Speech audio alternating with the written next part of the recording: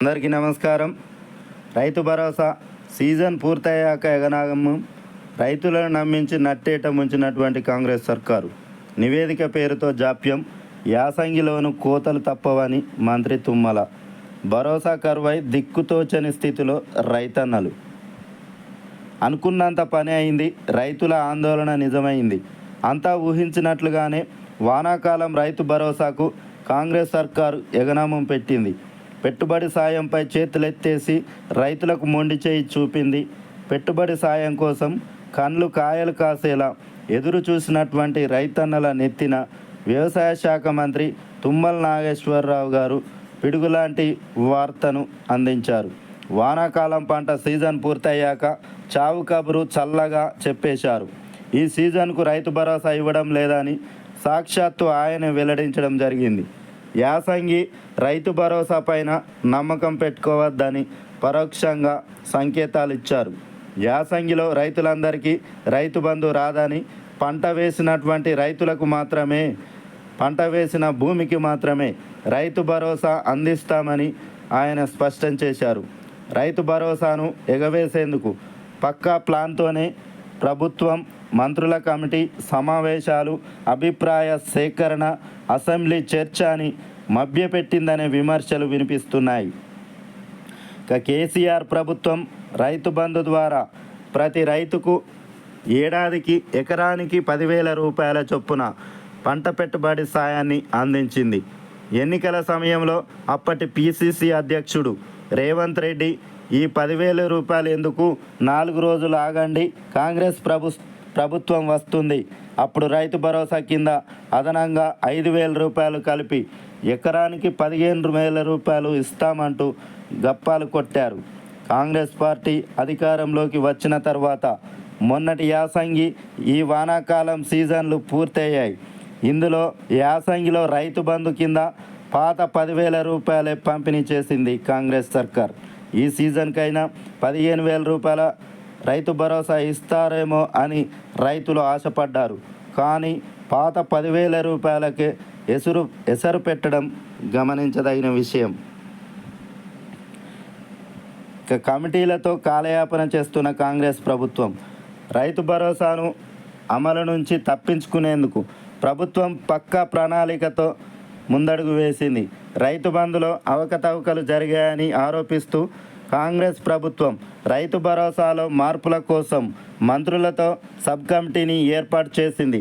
July 2వ తేదీన ఏర్పాటు చేసినటువంటి ఈ కమిటీలో డిప్యూటీ సీఎం బట్టి విక్రమార్క, వ్యవసాయ శాఖ మంత్రి తుమ్మల నాగేశ్వరరావు, రెవెన్యూ శాఖ మంత్రి పొంగులేటి శ్రీనివాసరెడ్డి, ఐటీ శాఖ మంత్రి శ్రీధర్ బాబు ఉన్నారు. ఈ కమిటీ రైతుల నుంచి అభిప్రాయాలు సేకరించి 15 రోజుల్లో నివేదిక అందిస్తుందని, ఆ కమిటీ నివేదిక ఆధారంగా అసెంబ్లీలో రైతు భరోసాపై చర్చ చేపడతామని ప్రకటించారు. ఉమ్మడి జిల్లాల వారీగా 9 సమావేశాలు నిర్వహించాలని నిర్ణయించి 4 సమావేశాలకే మమ అనిపించింది కాంగ్రెస్ సర్కార్. ఇక రైతు భరోసాపై మంత్రుల కమిటీ 15 రోజుల్లో ఇస్తారన్నటువంటి నివేదిక అతీగతి లేకుండా పోయింది. 4 నెలలు గడుస్తున్న నివేదికపై ప్రభుత్వం రైతు భరోసాకు సంబంధించి కమిటీ నివేదికపై ఊసెత్తడం లేదు. తాజాగా మంత్రి తుమ్మల కమిటీ నివేదిక ఎందుకు ఇవ్వలేదో సమాధానం చెప్పకుండా కమిటీ నివేదిక రాగానే యాసంగి రైతు భరోసా ఇస్తామని ప్రకటించారు. యాసంగి సీజన్ ముగిసే వరకైనా నివేదిక వస్తుందా, లేక వానాకాలం మాదిరిగానే ఎగనామం పెడతారా అనే సందేహాలు వ్యక్తమవుతున్న పరిస్థితి. ఇక అసెంబ్లీలో చర్చ చేపడతామని చెప్పినటువంటి కాంగ్రెస్ ప్రభుత్వం సమావేశాలు జరుగుతున్నప్పుడు ఆ ఊసే ఎత్తకపోవడం గమనించాల్సిన విషయం. ఇక యాసంగిలో పంట వేసినటువంటి రైతులకు మాత్రమే, కేవలం పంట పండించే భూమికి మాత్రమే రైతు భరోసా అందివ్వాలని నిర్ణయించినట్లుగా మంత్రి తుమ్మల కుండబద్దలు కొట్టారు. రుణమాఫీ మాదిరిగానే రైతు భరోసాకు, పీఎం కిసాన్ నిబంధనల అమలుకు ప్రభుత్వం కసరత్తు చేస్తుంది. ఇందులో భాగంగానే 5 ఎకరాలు లేదా 10 ఎకరాల సీలింగ్ పెట్టాలని భావిస్తుంది. గతంలో మాదిరిగా ఎన్ని ఎకరాలు ఉంటే అన్ని ఎకరాలకు రైతు బంధు ఇవ్వకుండా కేవలం పంట పండించే రైతులకు మాత్రమే, పంట పండించే భూమికి మాత్రమే రైతు భరోసా ఇవ్వాలని కాంగ్రెస్ సర్కార్ నిర్ణయించినట్లుగా తెలుస్తుంది. కేవలం 10 ఎకరాల లోపు ఉన్నటువంటి రైతులకు మాత్రమే రైతు భరోసా నిధులు జమ చేస్తామని ప్రకటించింది.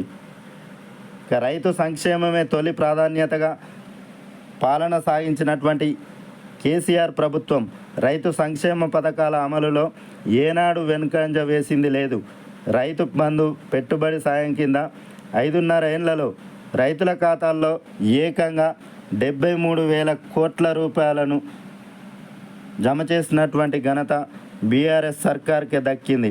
కరోనా వంటి కష్టకాలంలోనూ రైతు బంధు పెట్టుబడి సాయాన్ని పంపిణీ చేయడంలో ఆలస్యం చేయలేదు బీఆర్ఎస్ సర్కార్.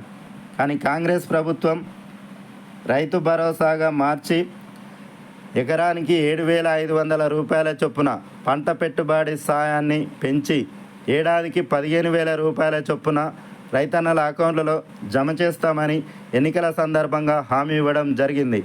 తీరా అధికారంలోకి రాగానే రైతు భరోసాను రైతన్నల అకౌంట్లలో జమ చేస్తామని చెప్పినటువంటి కాంగ్రెస్ సర్కార్ వానాకాలం సీజన్ వస్తున్న ఇప్పటి వరకు రైతు భరోసా నిధులను జమ చేయలేదు. కమిటీల పేరుతో కాలయాపన చేస్తున్న కాంగ్రెస్ సర్కార్ నివేదిక రాగానే చర్చించి ఎన్ని ఎకరాలకు రైతు భరోసా నిధులు జమ చేయాలనే దానిపైన నివేదిక రాగానే చర్చించి నిర్ణయం తీసుకుంటామని చెప్పినటువంటి సర్కార్ ఇప్పటి వరకు రైతు భరోసా నిధులను జమ చేయలేదు. రైతన్నలకు తీవ్ర నిరాశ ఎదురైంది. కేవలం పంట సాగు చేసే భూములకు మాత్రమే రైతు భరోసా జమ చేస్తామని చెప్తున్నటువంటి కాంగ్రెస్ సర్కార్ ఇకనైనా కాలయాపన చేయకుండా రైతు భరోసాకు సంబంధించినటువంటి నిధులను సమకూర్చుకొని వెంటనే రైతు భరోసా రైతన్నల అకౌంట్లలో జమ చేయాలని రైతన్నలు ఆశతో ఎదురు చూస్తున్నారు. Okay, thanks for watching. Please subscribe my channel. Thank you.